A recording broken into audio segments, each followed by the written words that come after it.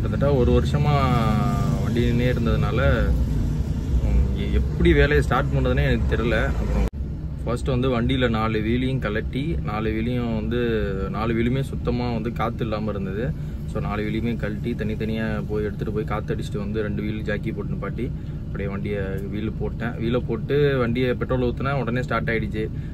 வண்டி ஸ்டார்ட் ஆன உடனே கொண்டு போய் சர்வீஸில் விட்டு வாட்டர் சர்வீஸ் பண்ணி வண்டியை இப்போ க்ளீனாக ரெடி பண்ணி கொடுத்துட்டாங்க. ஃப்ளோர் தான் நான் முக்கியமாக க்ளீன் பண்ணணும்னு சொல்லியிருந்தேன். ஈரமாகவே தான் இருக்குது. ஃப்ளோர் ஒன்றும் பண்ண முடியல. அது ஈரமாக இருக்கிறது என்ன பண்ணுறது தெரியல. வண்டியை வேணால் ஹீட்ரு போட்டு ஓட விடலான்னு நினைக்கிறேன். வண்டி ஒரு மாதிரி அடைக்கிது. இதெல்லாம் அடைக்காது முன்னாடி.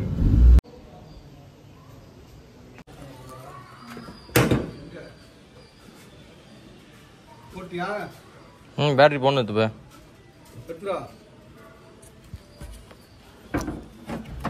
திறந்தா இருக்கா இங்கே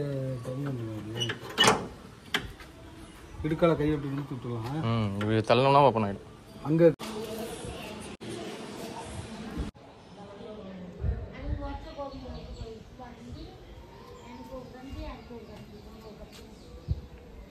அதே 2ஆம் மட்டும் ஏன் ரேஸ் ஆகுது? தானா பேட்டரி சார்ஜ் ஆகுது. இல்லை ஒரு வருஷமா நின்ன வண்டி ஒரே அடியில் ஸ்டார்ட் ஆகுது பார்த்தீங்களா? அதுதான் பழைய மாடலு.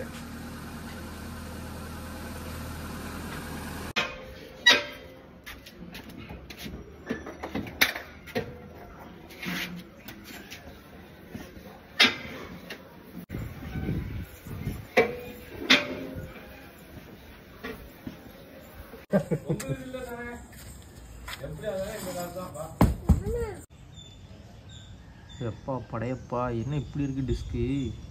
என்ன பண்றது இத?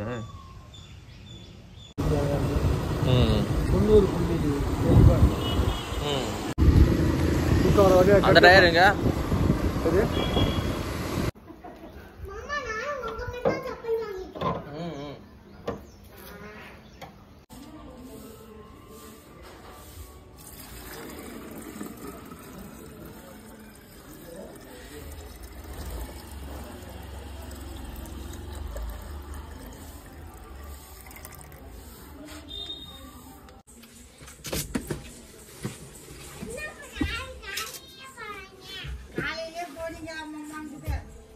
வர்றான். இரு காரை அப்போ பண்ணிக்கிட்டு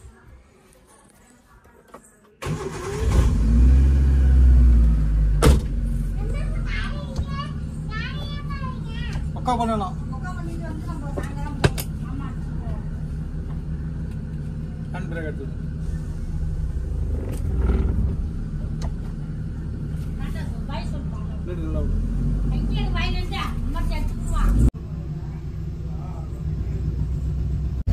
இதே புது மாடல் காரா இருந்தா நம்ம இவ்வளவு சீக்கிரத்துல இப்படி இவ்வளவு நாள் நின்ன வண்டியை வந்து நம்ம எடுத்தோடனே ஓட்ட முடியாது. பிரேக் ஆனா சுத்தமா பிடிக்கல.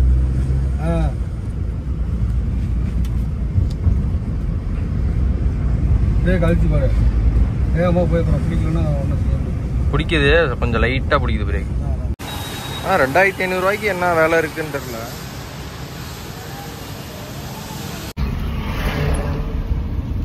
தம்பியை ரெடி பண்ணியாச்சு. வாட்டர் வாஷ் முடிச்சு எல்லா வேலையும் பக்காவாக பார்த்து கொடுத்துட்டாங்க. வண்டி பக்கா க்ளீனு. அப்படியே ராஜராஜ சோழன் நான் அப்படி ஒரு ஃபீல் ஆகுது. என்னைக்கு இருந்தாலும் முதல் கார் தான். முதல் காரை என்ன ஒரு சூழ்நிலை வந்தாலும் எவ்வளோ கஷ்டம் வந்தாலும் வித்துடவும் கூடாது. யார் பேச்சை கேட்டும் வித்துடக்கூடாது.